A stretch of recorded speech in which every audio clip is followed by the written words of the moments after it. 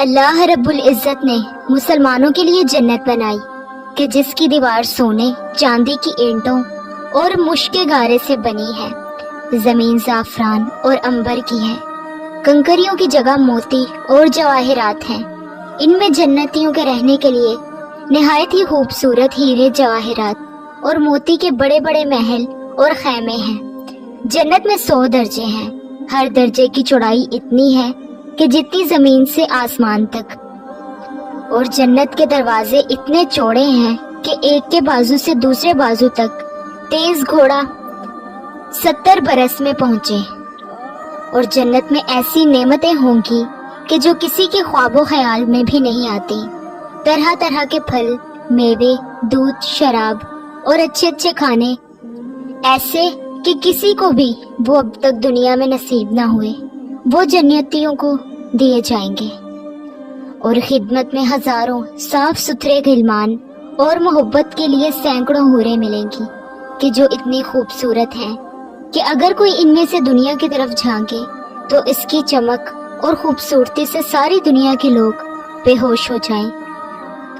بس بہشت میں نہ نیند آئے گی، نہ بیماری، اور نہ ہی کوئی ڈر ہوگا،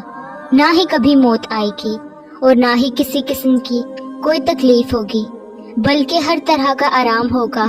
اور ہر خواہش پوری ہوگی۔ اور سب سے اللہ رب العزت نے اس دنیا میں ہزاروں قسم کی مخلوقات پیدا فرمائی تاکہ انسان ان مخلوقات سے مستفید ہو اور اپنے پروردگار کا شکر گزار ہو۔ اب جب کہ حضرت انسان دنیا میں جلوہ افروز ہوا اور عالم ناپائیدار میں اللہ تعالیٰ کے احکامات کو بجا لا کر انعام و کرام کا مستحق ٹھہرایا، تو بس اللہ رب العزت نے اس مادی جہان فانی کی لذتوں کے مقابلے میں اس انسان کے لیے اس سے اعلیٰ پیمانے پر دل بہلانے والی مخلوقات پیدا فرمائی تاکہ دنیا کے نشیب و فراز کو عبور کرتا ہوا تھکا ہارا بندہ کہ جس نے رب العالمین کی خواہش پر اپنی خواہشات کو قربان کیا، دنیا کے کونے کونے میں دین کی سربلندی اور اللہ کے نام کو پھیلانے کے لیے طرح طرح کی قربانیاں دے کر بس اللہ کا شکر ادا کیا۔ لہٰذا ایسے محنت کش باوقار اور باکردار بندے کے لیے اس کے اعمال کے بدلے میں خالق کائنات نے ایک ایسی مخلوق پیدا فرمائی کہ جس کو دیکھ کر اس کی ساری تھکاوٹ کا کافور ہو جائے۔